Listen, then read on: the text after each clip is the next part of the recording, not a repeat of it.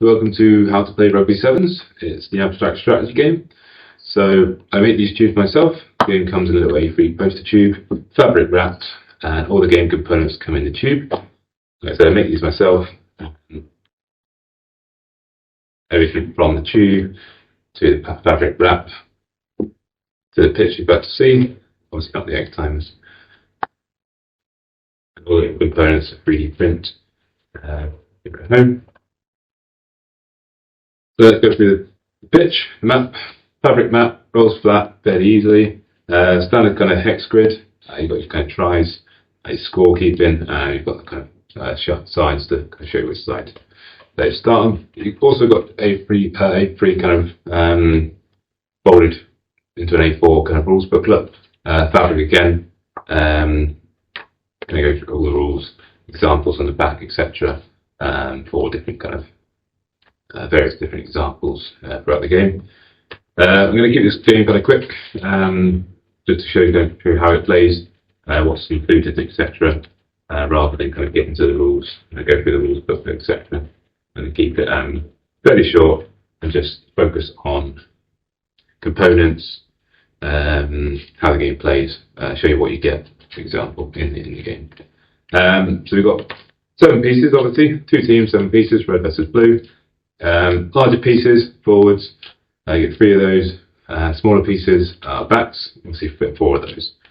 So blue are going to line up, blue always kick off, and they're going to line their players up, kick off and chase the kick.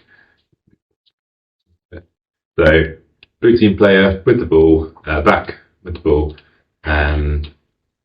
starts on the halfway line. Blue team line up to chase the kick.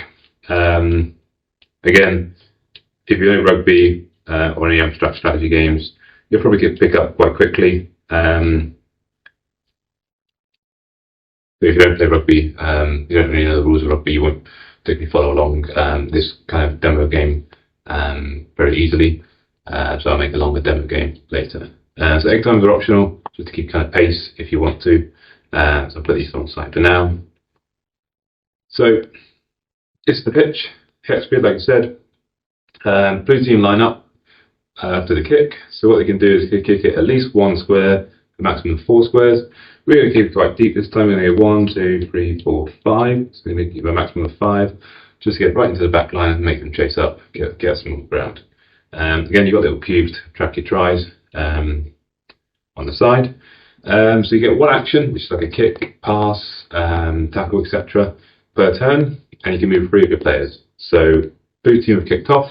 They can, so that's their action. They can now move 3 of their players. You probably want to move your forwards up, and then maybe have 1 back coming around the open side of the pitch. But again, your kind of strategy will change, vary based on how you want to play. So blue team have done their turn. Now it's red team's turn to respond. So red team are going to pick up the ball. Picking up the ball is not an action, free action. It's on the floor or from ruck, you can pick up the ball. Then they're going to move, and they are going to come out wide. So he's going to pass it 1, 2, 3. So backs can pass it 3 squares, forwards can pass it 2. That's one of the limitations. And he's going to go 1, 2. And then this guy's going to get 1, 2. And that's 3 movements, 1 pass, and that's red team's turn done. We can see they're moving the ball out wide, and the backs come around the back to kind of spread the play wider. Now we're going to have experienced blue team, and they're going to be tackling. So blue team's forward's going to come in and tackle. The clearance tackle is basically if you're in the adjacent square to them, which is 1 square, 1 hex, sorry, next to them, you can do a tackle. So they've been tackled. So the tackling player and the tackled player cannot move, and a ruck has been formed. So ruck is quite a core principle of the game. So every single square around the player that's been tackled, so the player with the ball that's been tackled, counts as a ruck. So there's 6 hexes around that player, and they all form the ruck. And what you want to do is flood the ruck with as much support as you possibly can. So all your players, as you possibly can, into the ruck, obviously on an onside position, which means in line or behind the ball. So that's what blue team they do. They've got 3 players in the ruck now. The red team also have 3 players in the ruck. There's always attacking team's advantage. So we now have a ruck. We've got 1 more player to move. No, we don't. I've got 3 players. So So we have a ruck now formed. It's red team's turn to respond. So red team always get a turn to respond from a ruck, and they have the ball. So it's the attacker's advantage. If they have the ball, they can recycle it if they have the same amount of people in the ruck as the other team. So it's basically about supporting the ruck. Turnover comes when the other team have more supporters, the defending team have more supporters in the ruck in that general area than them. It turns over, then they can recycle the ball. But in this case, the attackers still have enough support to recycle the ball quite quickly, and that's what they're going to do. Any member of the red team in the ruck can recycle the ball. So we're just going to give it to this forward, who's going to start moving. Again, taking the ball out of the ruck is a free action. So he can move forward, and he can pass it up to 2 spaces, so he's going to pass it 2. Then he move forward again, and then this guy's just going to come and support that line. So we've recycled the ball from the ruck. We've moved forward again. Next turn, blue team is going to come and tackle. Form another ruck. They're going to have to try and recycle the ball, try and support the ball. If you can see here, red team have 2 supporters already by each other's side. So they're going to win that ruck, almost guaranteed. So that's really what you kind of want in terms of defensive structure. Taking the ball into play is that support. But obviously you want to create space, you want to come out wide and stretch the game. So we're going to show you a few more examples quickly. We don't want the video to run too long. So we come in for a tackle, and these players come out and support. So let's show you a forceful crash ball. So we have 2 players in support and ruck. So we've got 2 players in our ruck. Blue, we've got 2 players in the ruck as well. So red team are going to recycle the ball. Blue have tackled and they've moved 3 of their pieces. It's red team's turn to respond. So it's red team's turn, and how they're going to respond is a crash ball. So let's show you how the crash ball works. So we've got forward in the ruck here. He's going to take the ball.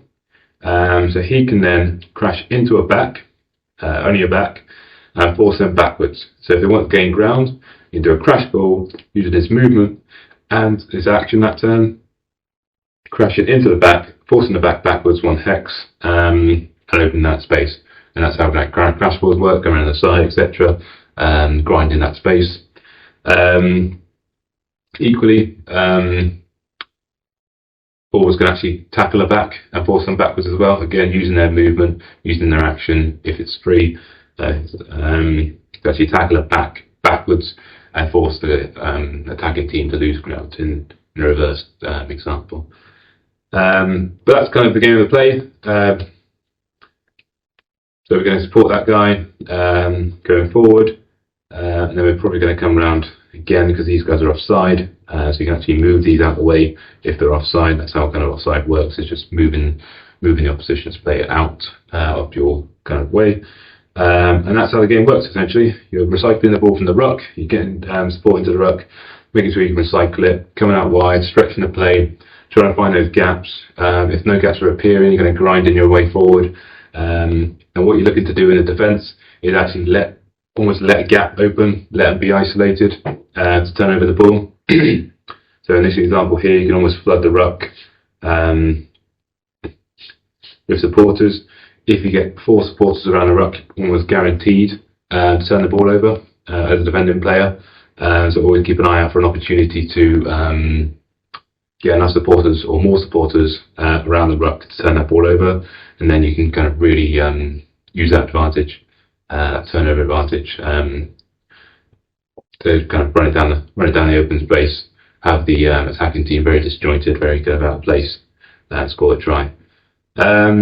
Games generally last around 10-15 minutes when you're playing, quite quickly. You will be scoring tries. It's always kind of attacker's advantage. It's very good to kind of turn over, as the turnovers mean a lot.